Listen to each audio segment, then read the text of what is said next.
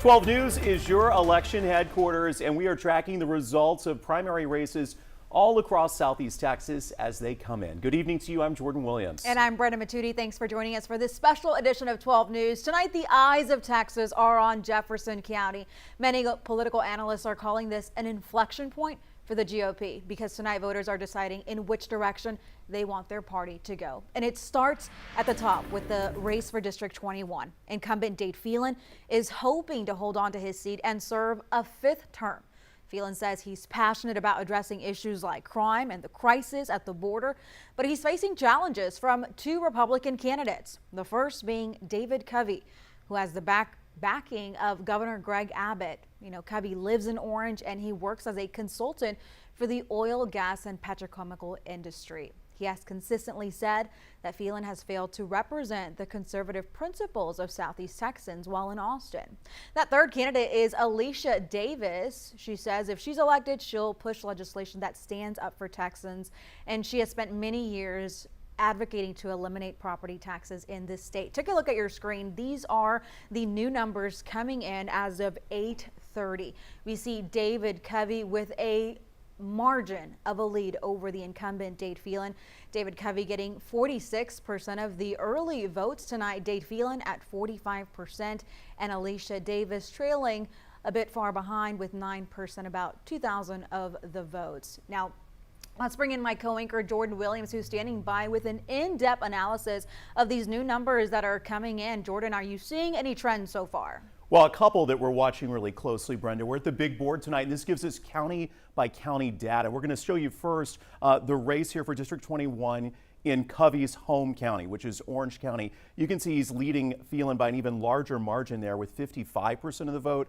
So this is certainly one to watch. The district, as we've been talking, includes a good sliver of the west end of Beaumont and the southern part of Jefferson County. The state data has not officially come in from the Secretary of State's office for Jefferson County, so we can't show you that map data just yet. We're going to show you Jasper County as well.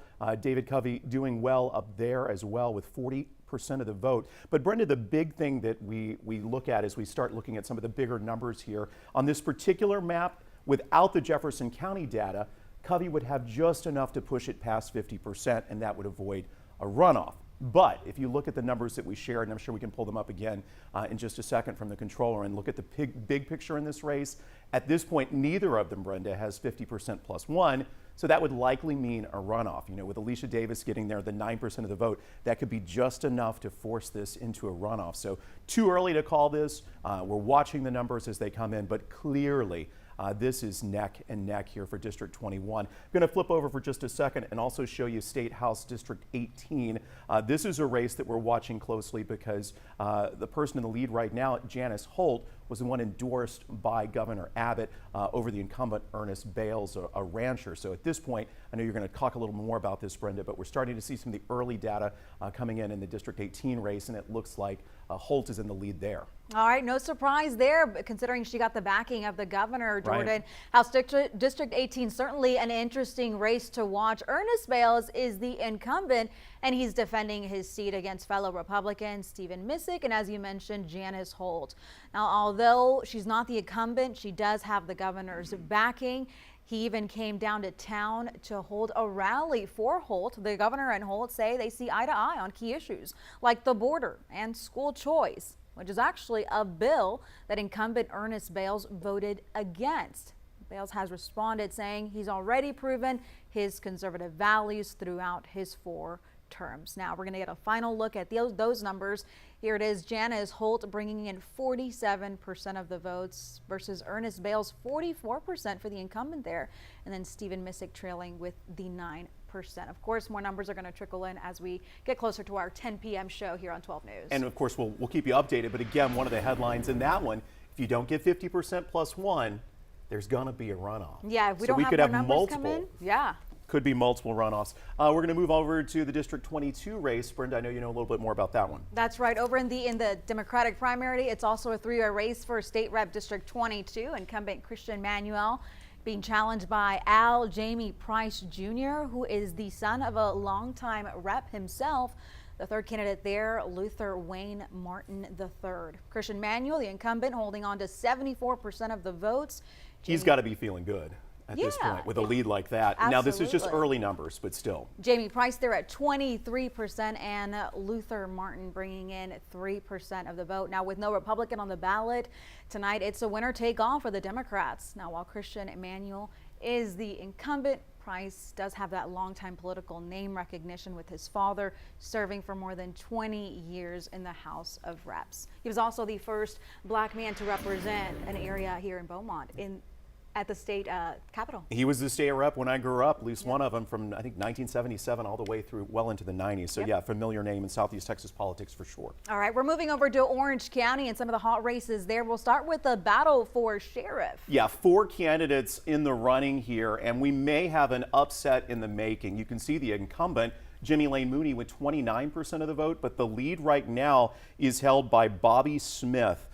Retired from DPS, 29 years in law enforcement, but Brenda, this is his first go at politics, and boy, is he taking a resounding early lead. Bobby Smith with 56% of the vote. You've got Mike Sanchez there with 10% of the vote, and also Ronald Dishler with 4% of the vote. We'll keep watching these numbers. This is certainly an interesting race and could be an upset in the making in Orange County.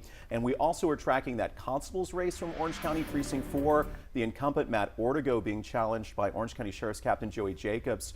Ortego, we know, in recent months has faced scrutiny after he suffered a mental health crisis in December.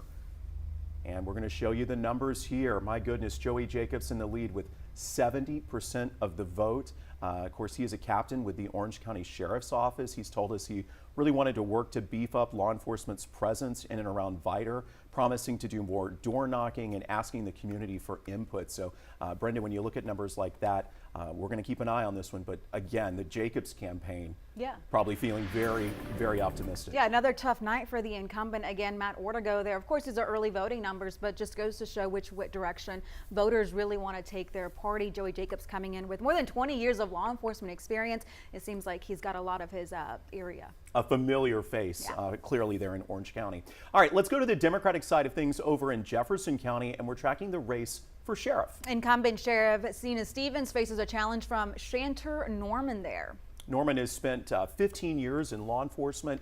He wants to reform the standards at the Jefferson County Jail. He's told us he wants to add more qualified dispatchers, but he's got a long way to go as we look at the numbers tonight. The incumbent, Zena Stevens, maintaining a sizable lead there. These are early voting numbers, but Sheriff Stevens has 91% of the vote. She was first elected back in 2016. In fact, she was the state's first elected black female sheriff. She tells us she'll focus on maintaining the professionalism and also following the fiscal restraints and the fiscal policies that she has set forth in her office. So those are the numbers as we have them from the Jefferson County Sheriff's race, and I know we want to walk through a couple more races here that we've got numbers for as well. That's right. Let's see if we have the numbers for Jasper County now. This is the race for Jasper County Sheriff between both Republicans, Charles Havard Jr. and Scott Duncan. It appears Charles Havard has 55% of the votes tonight versus Duncan's 45% there.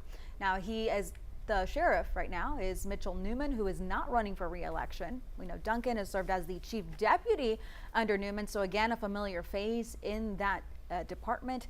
Havard is a former DPS lieutenant. Pretty close race there. His son, interestingly enough, Colton Havard, is also running for office. Havard is the current Newton County Precinct 1 constable, now running for Newton County Sheriff against the incumbent, Robert Burby. And would you look at that?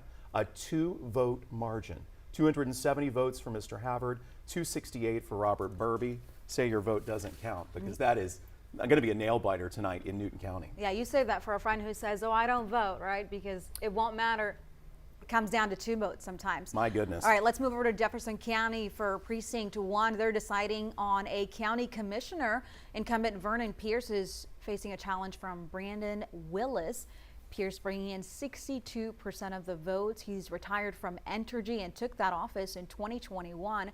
Versus Brandon Willis, he's got 38% of the votes tonight. He's touting his public sector experience, and says that he and his family have always invested in Southeast Texas, and that one's leaning toward Pierce tonight, though. I guess before we sign off, we should hit you with some of the headlines. You saw, if you've been with us a couple of minutes, 2 potential upsets coming in law enforcement offices in Orange County, and then obviously the big headline that all of Texas is watching, the House District 21 race with Dade Phelan and David Covey, which is, at least at this point, extremely close. It is very close. I mean, too close to call. We still have our 12 News reporters out in the field. They're at the watch parties.